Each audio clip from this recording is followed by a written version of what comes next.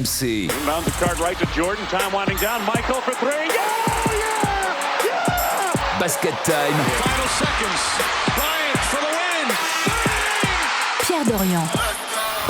Basket Time, votre rendez-vous basket sur RMC à télécharger tous les mardis sur rmc.fr avec Stephen Brun aujourd'hui. Salut Pierrot. Pourquoi tu es le seul membre de la Dream Team présent aujourd'hui dans Basket Time? Parce que c'est un numéro exceptionnel, spécial NBA Paris Games, avec une légende à nos côtés, la légende des Pacers, Jalen Rose. Hi Jalen. Good morning.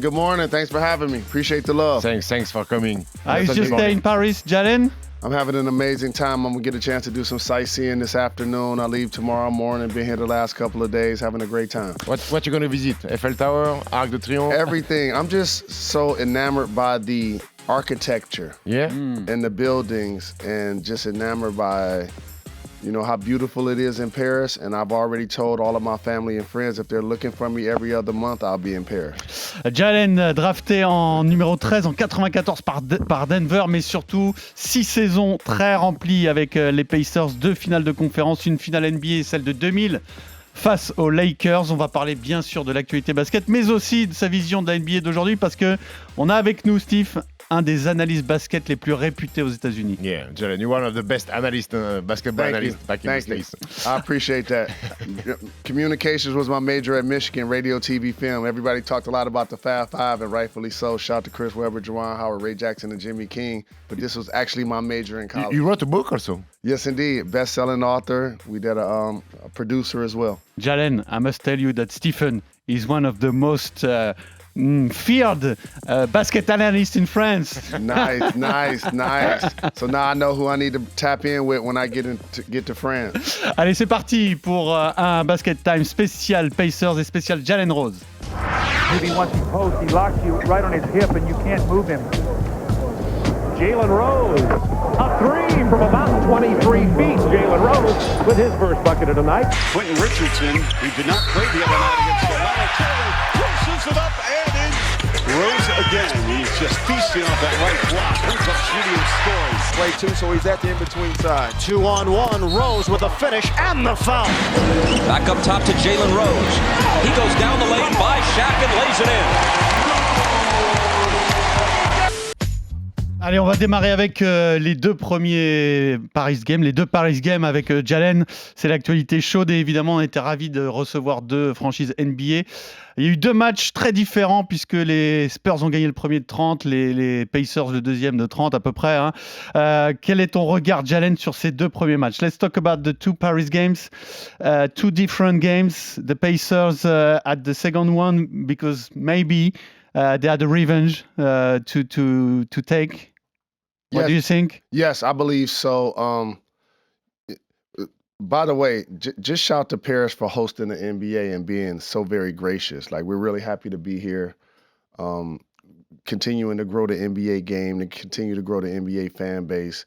And then you get a player and a prospect like a Victor Wembanyama, you know, a unicorn that we just haven't seen, a 7'4" guy with a 7'9" wingspan that can dribble, pass, and shoot and just cross half court and just easily loft up three-point shots like it's effortless. And so just watching him perform with the Spurs and, you know, future Hall of Famer like Chris Paul to play against the Indiana Pacers and Tyrese Haliburton and Pascal Siakam, it was a tale of two games. The Spurs came out in the third quarter in the first game and they were just dominant and just had their way. They tried to do the exact same thing in the second game, but then the Pacers contradicted that with their three-point shooting. They were just making threes, you know, blindfolded. There was a couple of threes that went in that were just off the backboard that were going in. And so they were two good games. They just weren't close games. Yes. But they were exciting games. You know, all the eyes were on Victor Wembanyama. Came back in France, played in front of his family. Are you still surprised like a 21-year-old kid can handle such a high pressure like this? It's very impressive to me to watch his maturity, and I got a chance to meet his dad yesterday, and I got a chance to talk to him about Victor's development. And one of the things that marveled me is how while he was in high school, I felt like his team and his family did a great job of nurturing him to be ready for the NBA. I remember watching one of the videos where they were like stretching him and they were like stretching his toes because they wanted to make sure as his feet continued to get larger and his body continued to grow and he started to get heavier, his feet will be able to hold up based on the pounding that he was going to take running and jumping. And I just felt like he's done and his team has done a terrific job of getting him ready for this point.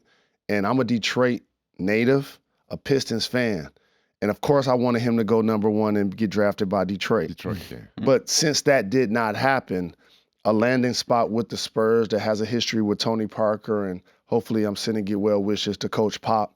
Just having him in that situation, I really think it's going to put him in a situation to be very successful. You had a French guy for the Pistons, Kylian Hayes. It's not the right one. Huh? It's not Victor. He's not Victor. I love him, but he's not Victor. À propos de Victor, les attentes en France sont très élevées. Elles sont peut-être aussi élevées qu'aux États-Unis.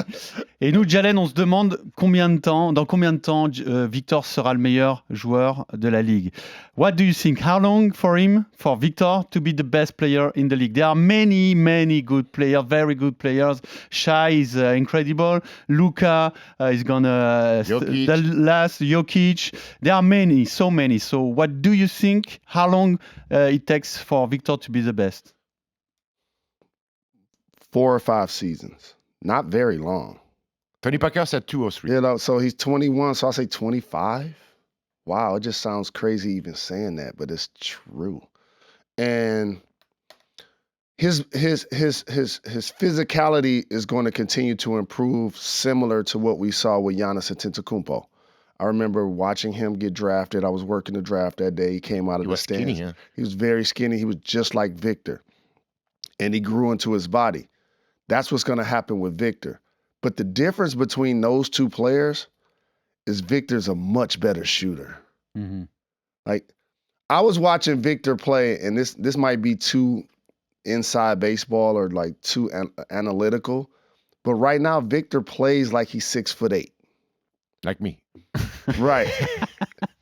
Like seriously, like if you look, the skill that he's displaying, the dribbling, the passing, the shooting, the perimeter prowess, playing facing the basket, like a 6'8" player would do. When he realizes that he's 7'4" and he grows into his body like Giannis did, and he decides, I'm going to dunk every single time if I really want to.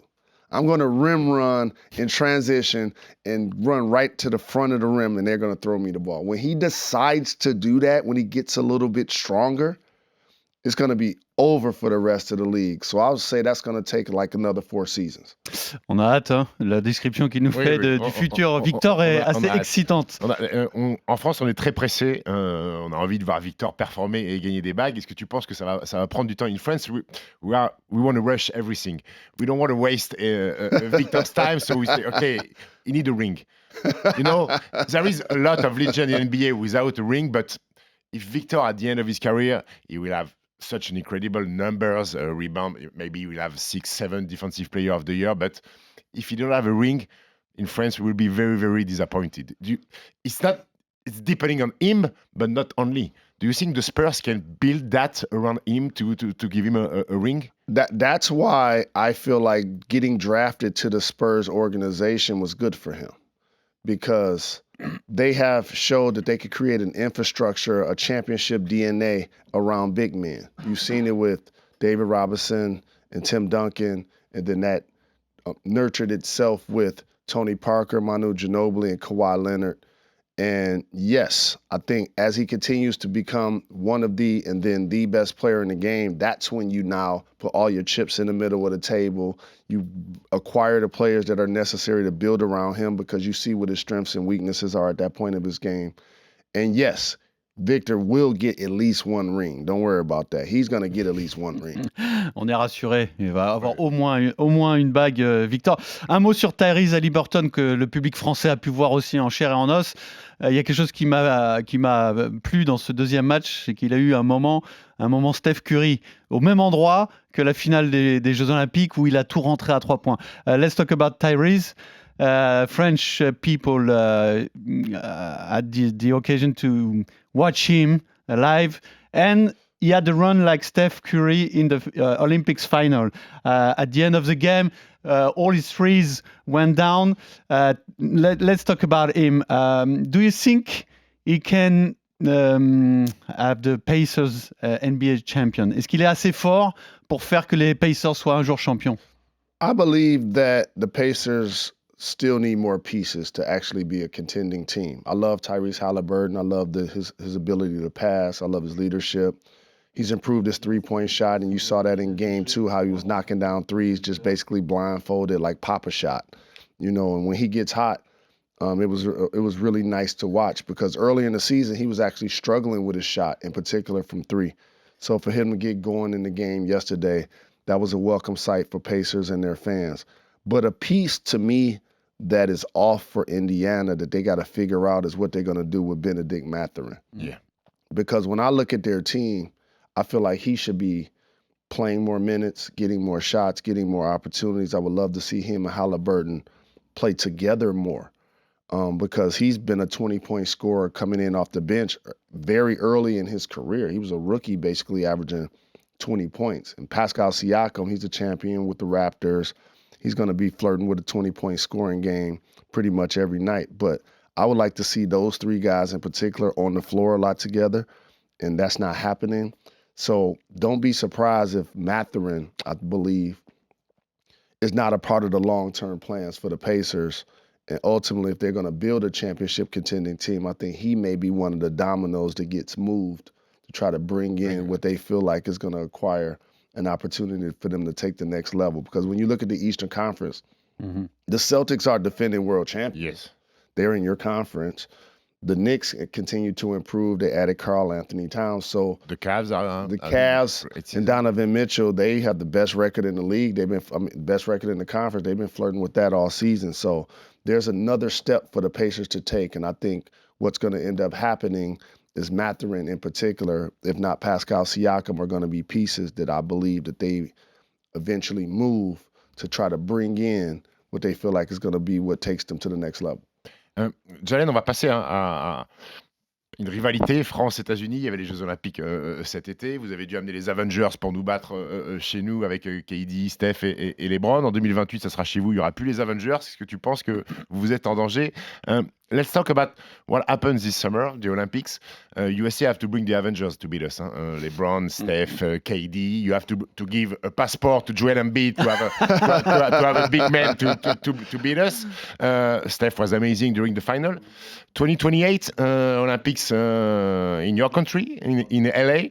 We have Vic. We have a lot of young guys who are playing in the league. Zachary Wizache. We have players who are doing great in EuroLeague. Do you think USA, no more Avengers, you are in trouble? Well, when the Dream Team performed in the early 90s, as you mentioned, that was the Avengers. When, you can put a team together that has Michael Jordan, Larry Bird, and Magic Johnson on it all at the same time. That's just incredible. And that expansion of the game created the globalization and the enthusiasm for the game worldwide. And so early 90s, in particular, when I got drafted even, if you look at the draft, the first 2 rounds, they were primarily 100% American-born players. Yeah. Now, if you look at the draft, it's, more prospects that aren't from the United States getting drafted than those that are.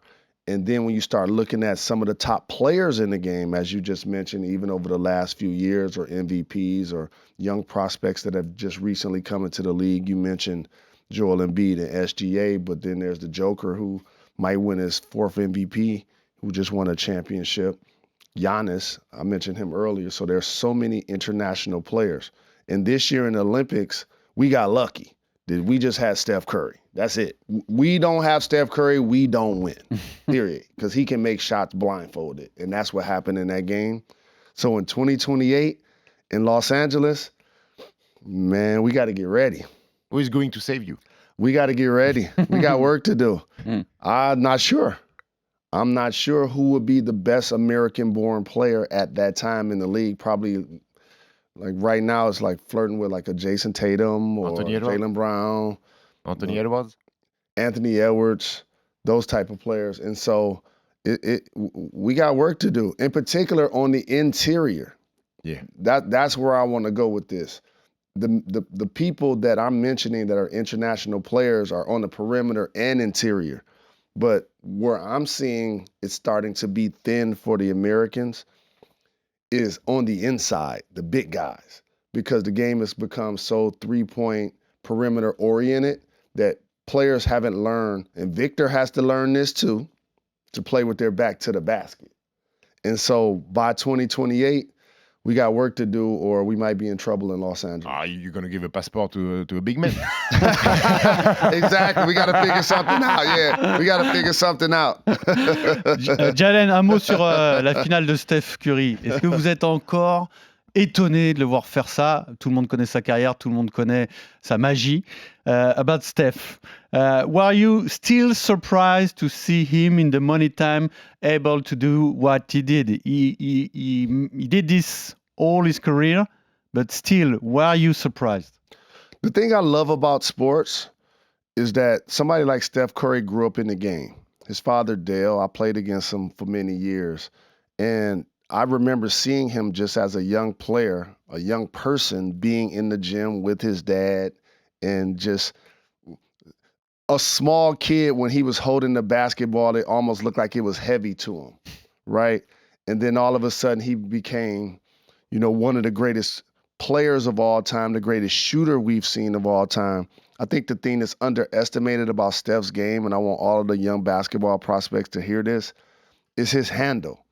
Like, his ball handling is very underrated because his shot making is so distinct. People underestimate the fact that he's one of the best ball handlers to ever play the game also. And while we marvel at his three-point shooting, he's a great finisher in the paint. Steph Curry jumps off his right foot. He jumps off his left foot. He shoots with his left hand. He shoots with his right hand. He shoots floaters. He shoots layups. And he's a guy that embodies work ethic because he's a player that now fans get to the game 2 hours early to come watch warm up. Yeah. Normally players kind of save what they want to do, that energy, that bandwidth until the game actually starts. Well, he's putting a pregame workout into what he's going to actually get accomplished once the game happens, which is unique and is very good to watch. But also the beauty about sports is while Steph is still doing so very well and he's still so very productive, the Warriors ain't contenders. The Warriors ain't contenders. No. And so now it's going to be interesting to see how they're going to move, you think? They're going to do something? I don't believe they're going to move. They're not moving him. Yeah, of course. But the biggest thing that they tipped their hand and showed the public is they broke up the Splash Brothers. Yeah, Clay's in Dallas now. Like, they broke up the Splash Brothers. Klay Thompson is now in Dallas. So that lets you know that they're slowly starting to break that team down when they realize that it's not a contending team anymore, even though Steph is still a productive player. Tu crois qu'ils peuvent faire Jimmy Butler? I don't know. Non, I don't know. impossible. Do you think Jimmy He doesn't fit. I think he ends up with Phoenix, actually, because Phoenix is a team that hasn't done it, that's still trying to do it while they still have Kevin Durant and Devin Booker. So Bradley Beal is going to be in the trade. They're not going to trade the D-Book or KD. They're not trading D-Book or KD. Bradley Beal has a no-trade clause. He already said that he doesn't want to go to Detroit. And so that's going to get a little messy. I think how I'm disappointed in how Jimmy Butler is handling his situation in Miami. I think it's just unprofessional. I know you want to get an extension. Guess what? I want an extension right now. Whoever, whatever it is, whoever can give me an extension right now, I want it, right? We all do. But he's still under contract.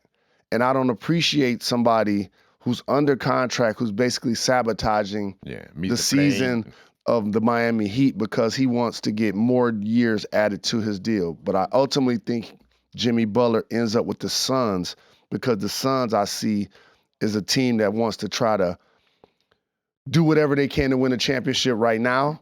And I think he's more in line with playing with D-Book and Kevin Durant at this point of his career and with the Suns because they haven't won a championship versus going to the Warriors with Steph Curry, who already have 4 championships.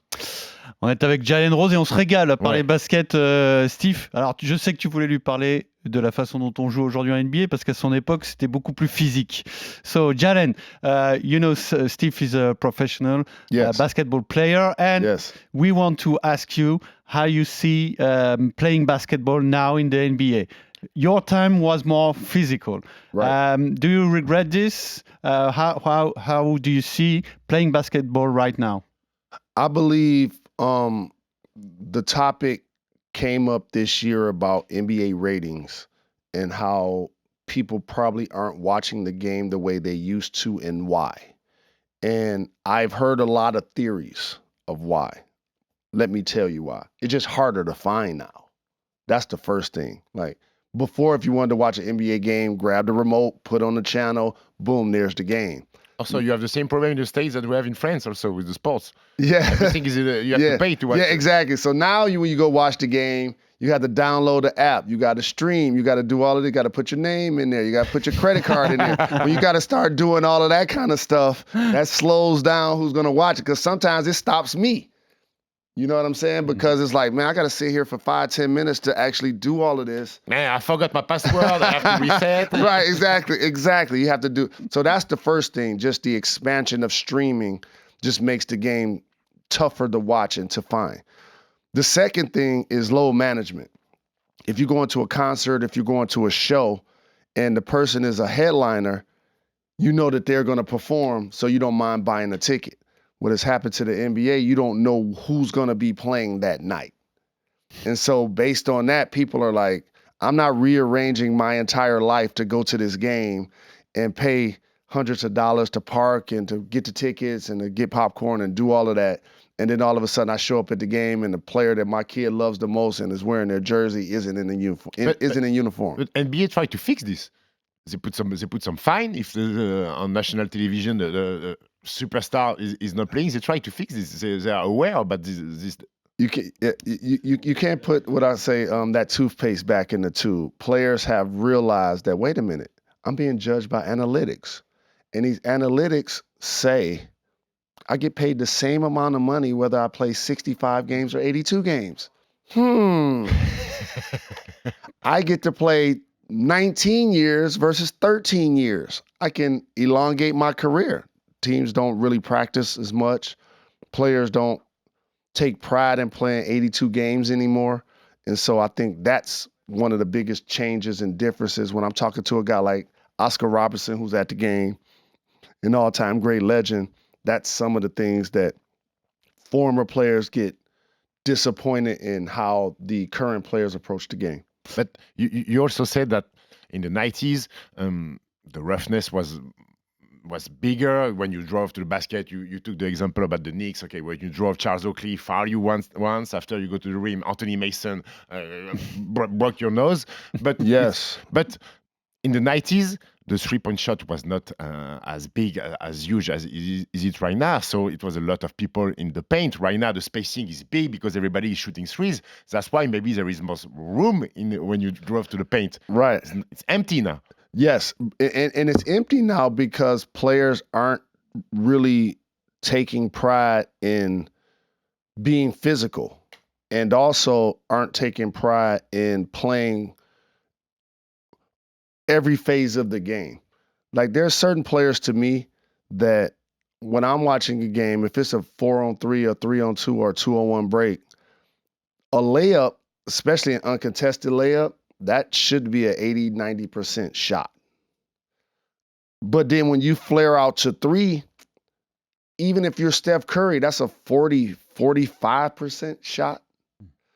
And what has happened in the game to me, like people aren't continuing to attack the rim.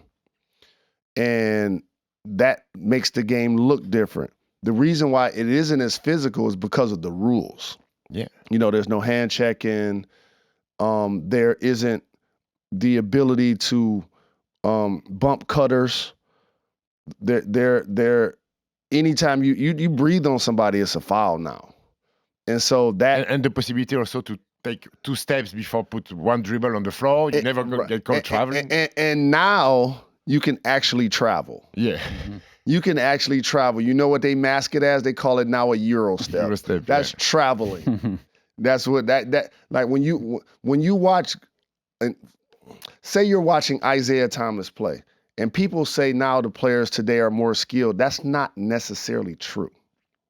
Isaiah Thomas has every skill that Shai Gilgeous-Alexander has. He has every skill. The mid-range, he got everything. He has all of those skills. It's just the game was different. Players weren't just blindly launching three-point shots. I played with Reggie Miller, one of the greatest three-point shooters to ever play the game. And I was like, I'm going to go look and see how many times that Reggie took over 10 threes in one game or 15 threes in one game. Like, it probably only happened like once or twice. He averaged 4.7 threes in his career. Right. And so now, if he played in today's game, that would be his average number of threes that he would take per game. So that's what makes the game looks different. And then what takes away the physicality is, since we're going to shoot jumpers, I'm going to have a 6'7" guy that played guard or small forward in high school now play power forward in the NBA. And so now you have what I say is smaller players on the perimeter, so you can have more volume shooting from three. So that eliminates the physicality, the post-ups, the back to the basket. It just eliminates all of that. So players like an Anthony Mason that you just mentioned or a Charles Oakley, in theory, in today's game, they don't have a place. No. Because that 6'9", 260-pound guy is now a 6'8", 225-pound guy playing what we call power forward and positionless basketball. Alors, on regarde ce que vient de nous décrire Jalen Rose, donc la différence entre les deux époques, aujourd'hui et hier. J'aimerais savoir qui est ton MVP de la saison. Jalen, who is your MVP of the season right now? Between Shai and Jokic. No? I got to reward winning, and I feel like Shai's going to win it this time. How Oklahoma City and Sam Presti built that team through the draft is incredible.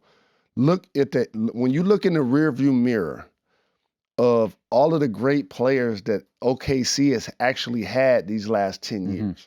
So they made it to the finals. They had Kevin Durant, James Harden, and Russell Westbrook. All of those guys went on to win MVP at some point in their career. Then they broke that down and remixed it. They had Paul George at a period of time. They had Sabonis at a period of time. They had Chris Paul at a period, like they were still trying to figure out what they were going to do with their roster. But the one thing they did do was acquire SGA.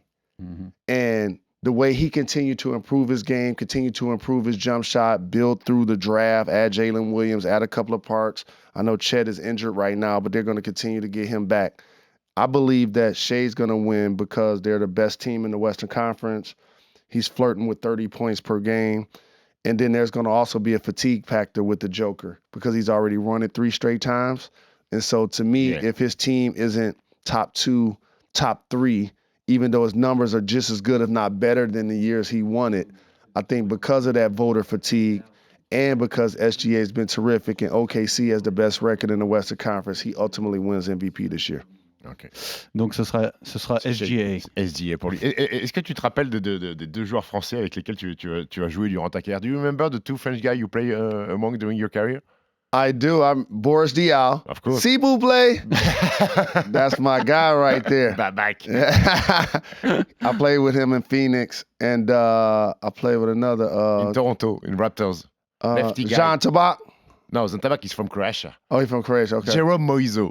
Do you remember Jerome Moiso from UCLA? C'est dur. Oh, yes, I do actually, because, you know, there's some famous runs that we used to do. Pros always play 5-on-5 at UCLA. So I played against him a lot, in particular when he was in college, and played against him in the league and played with him, I guess. Not that you say it in the league. Yeah. There is a French player who is subjected to a lot of criticism overseas is Rudy Gobert. Yes. 4-time Defensive Player of the Year, playing for Utah, playing now for the Wolves. Is it fair for you? No. I think the slander that Rudy Gobert gets is not fair. But what ends up happening is who's giving the slander. So if Shaq decides that Rudy Gobert, for whatever reason, is going to be on his radar, it doesn't matter what Rudy does because he's not going to put up big numbers offensively. So for the fans, it's going to look like he's not really very productive because he averages 10 points, because he's not the kind of player like a Shaq who could go out there and be dominant offensively and average 30 points. But what Rudy Gobert brings to the game is very unique. And you always need players like that on your team. A rim protector, size, he has a good attitude, he has good physicality, sets great screens. And it just gets lost in today's game because of one reason. He doesn't punish smaller players. So now you can switch on him, switch off on him, and if he's not right in front of the rim, he can't score. He can't score. And so now he becomes that kind of player that if I was him, I would just take the attitude and I'm gonna just run through everybody and dunk everything. And if y'all don't like me, so what? But he's not like this. That's the advice I would give him. Like if I was his homeboy and we was driving home from the game, he said, "What do you think Jalen? What do you think I should do?" I would say, you got to take that screw everybody attitude and dunk everything. Be unapologetic. To me, he's the kind of player that still seems like he wants to kind of be dominant defensively because he's won the Defensive Player of the Year 4 times, but not necessarily do the exact same, have the exact same force offensively that he has defensively. And so that's where the criticism comes in. Voilà, Rudy, tu montes au panier, tu déchires tout, tu te prends pas la tête. You have to bully people, Rudy. Alors je te propose qu'on termine en parlant de la carrière de Jalen, parce qu'il y a beaucoup de choses à dire aussi. Let's talk about your career. A few words. Alors il y a ces finales de conférence face à Jordan et finale NBA face à Kobe. You face Kobe in the finals, you face MG in the conference final. Have you got any regrets? Do you think those two guys prevent you from being a champion? Yes, literally. What's crazy is playing in the 90s and then into the 2000s, I look back and was like, who are the people that were winning the championship every year when I was in the league? And I'm like, Akeem Olajuwon, when I first got in the league, he won back-to-back. And then Michael Jordan won 3 straight. And then Tim Duncan came in. He ended up winning 5. And then Shaq and Kobe, they won 3 straight. Like, there's no room for anybody else. Like, these are all-time great players. Like, you're not beating those guys. And so as I started to play against MJ and started to play against Kobe, the common denominator was Phil Jackson. So Phil won 3 straight with the Bulls, goes to LA and wins 3 straight again. That's what people underestimate. He and Ron Harper were in Chicago, won 3 straight. They go to LA and win 3 straight again, which is incredible. And so playing against Shaq, playing against Kobe, playing against MJ, playing against Scottie Pippen, these are iconic players. The first 3 guys are going to always be mentioned in the top 10 of all time. And Scottie Pippen is going to be, top 20, top 25 of all time. And then Phil Jackson, I mean, other than Red Auerbach, I guess has more rings than anybody. So this is like elite all-time greatness that you're playing against. Mm-hmm. And so to be in the league at that time and to compete against those guys, especially a guy like Tim Duncan, because he's a surgeon out there. Tim Duncan was one of those 7-foot guys that played with his back to the basket, played facing the basket, can shoot bank shots from 15 feet, could get you 10, 15, 20 rebounds, will block every shot. And the thing is, didn't say one word. Didn't say anything out there. You tried to talk to him? Yeah, he don't say nothing. He don't say nothing. He don't say nothing. He like, man, get off. Like a bug, like a bug on the windshield. He like, man, get away from me. Faut voir le geste que fait Jalen en même temps, un petit coup de coude vite fait. He like, get out of my face.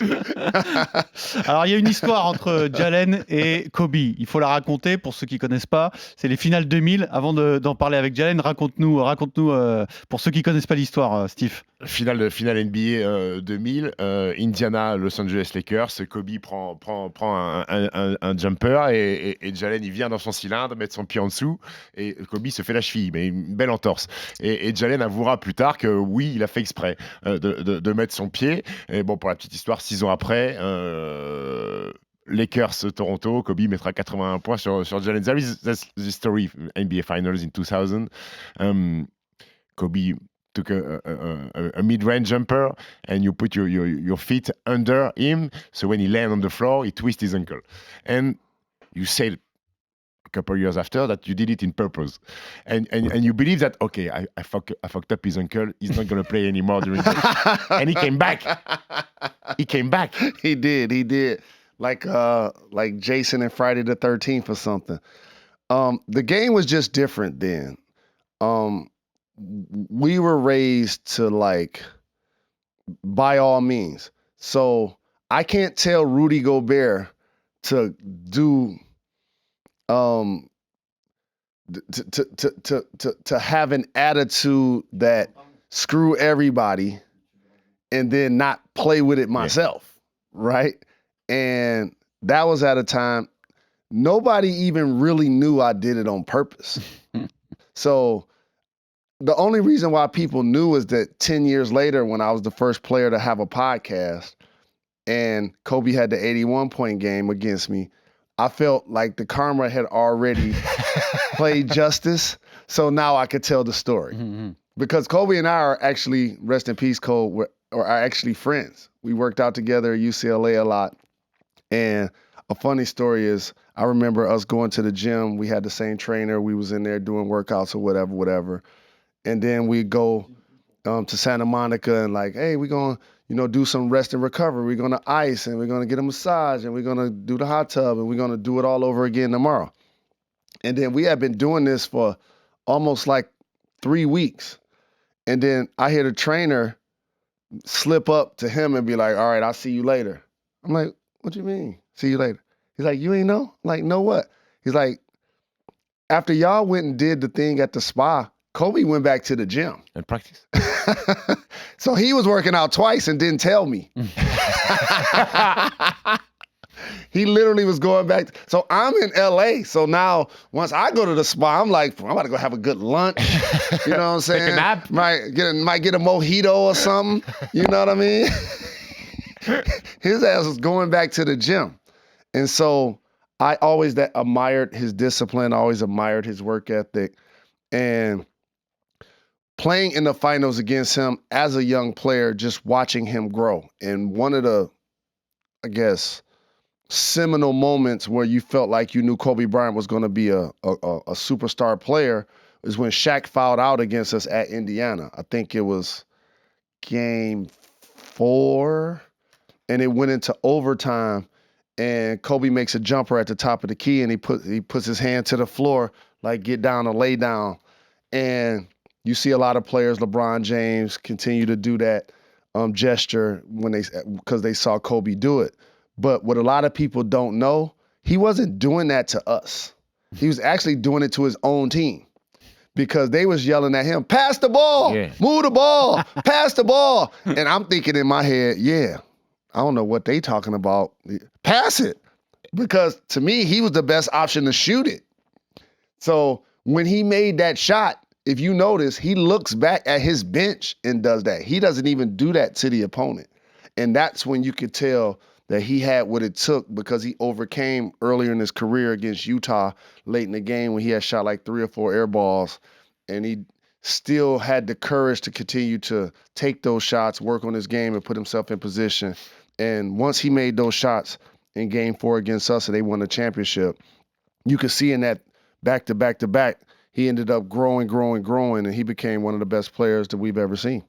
Et là où les Américains sont très forts, c'est que cette histoire a même été utilisée dans une pub. Hein. Donc, ils savent tout récupérer, tout raconter, je pense mieux que personne. Jalen, j'aimerais quand même avoir ton avis, vu que tu as croisé toutes ces légendes de la NBA. Laquelle t'a le plus impressionné? Évidemment, on va tous penser à Michael Jordan, mais c'est ton avis qui compte. So, in those great players you faced, who impressed you the most? Who's the best? The greatest player of all time is Michael Jordan. And I could give you 500 reasons, but I'll give you a couple of basic ones. extreme dominance in the NBA is when you can three-peat. Mm-hmm. He has 2 separate three-peats. So it's one thing to win in the early 90s and get his three-peat. But when you leave the league for a couple of years, he lost his dad during that period of time. There was a lot going on in his life. For him to come back and win 3 more, that is astronomical, to the point where when you start talking about all-time great players, ask yourself, who's had a three-peat? Magic doesn't have one. Bird doesn't have one. Kareem doesn't have one. Bill Russell does have one. Kobe and Shaq have one. LeBron doesn't have one. He has 2 separate. And also, I remember being on the floor and asking myself, how many times have I been out on the court and there's one guy that's the best player on both ends? And I remember looking at Akeem and feeling like that. Tim Duncan feeling like that. Jordan feeling like that. Kobe at a time, like feeling like he's the best defensive player and he's only averaging 35 points. You know what I'm saying? Like, there was a year for Michael Jordan where he led the league in scoring and he was defensive player of the year. Normally that's 2 different people. Yes. You know this. Yeah. That's 2 different people. That's Rudy Gobert. Right. Who cannot score, but right. Exactly. Good analogy. Rudy Gobert or Ben Wallace. Correct. Exactly. And so for me, I mean, the scoring titles, the championships, the defensive player of the years, the game winners, the way he was 6-0 in NBA finals. Like, Michael Jordan is the greatest player to do it. And also I have to remind people of something. Michael Jordan played basketball with his tongue hanging out. I remember standing in front of him thinking, like, I should just try to whack it. I should just try to whack his tongue. It's like, hit it. You know what I'm saying? I wonder what kind of effect that would have on him. You know what I'm saying? But, like, if you notice, he played all of those years and nobody ever hit him in the mouth when his tongue was hanging out. That's crazy. If you want to test that theory, try to walk down the street, try to get on a treadmill, try to do anything with your tongue hanging out. You're going to bite it. Right? It was fascinating. There's a reason why the black cat, Michael Air Jeffrey Jordan, is still selling more kicks than anybody ever, and he ain't played basketball in 25 years. You know, Steve can use his mouth in this way, but sometimes he gets punched. Yeah, a lot of times. Just last question: did you ever watch again when Kobe scored 81 points? Did you ever watch again? I watched it a few times. You try to analyze the situation, or you just watch it? I watch it as a fan. And the one thing I want people to know about Kobe in that game, and I mentioned this about Tim Duncan, young players now celebrate everything. Mm-hmm. Like, you can have 4 points. You do one little crossover. You got to dance. You're pointing up at the sky. You do, right. You do it too small. Like, they got all of the celebrations and gyrations. I'm like, how many points do he got? Like, he got 6 points? You know what I'm saying? That's the loudest 6 points in the history of basketball. He's celebrating every time, right? If you look back at that game, 2 things that are very distinct. There are no highlights from Kobe Bryant in that game. Yeah. He's one of the most athletic, gifted, crafty players in the history of the game. Like, you see plays, him going behind the back against the Nuggets and doing reverse dunks. You see him going baseline against the Spurs, like just jumping over people, jumping over Steve Nash. Like, it was no highlights in the game. Mm-hmm. And the reason why I point that out, that he didn't talk trash and he had no highlights, is because I want players who want to fall in love with this game to understand, to keep the main thing the main thing. And in golf, they say you're competing against the course. To me, that's what Kobe was doing with the game that night. He was competing against the game. We were beneath him. He didn't see us. He didn't hear us. He didn't talk to us. He didn't even acknowledge us. That's the beauty of that game. And we were beating him by like 15 or 20 in the first half. And so he actually needed those points because we were winning the game. And so that, to me, the second highest scoring game in the history of the league, is phenomenal. And as we celebrate Kobe, let's not forget, there's a gentleman named Wilt Chamberlain that actually scored 100 points in the game. So imagine, he still got 20% more to get to the record. Do you think this record can be beat? 100 points? No. No, it can't be beat. So my joke is, I help hold Kobe under 100. Voilà, j'ai tenu Kobe sous les 100 points. Bravo, c'est une très belle conclusion. Pas besoin de highlights pour marquer l'histoire. Merci beaucoup, Jalen. We have a great time. Thanks for the love. It was a pleasure. Thank you. Thank you so much. RMC Basket Time.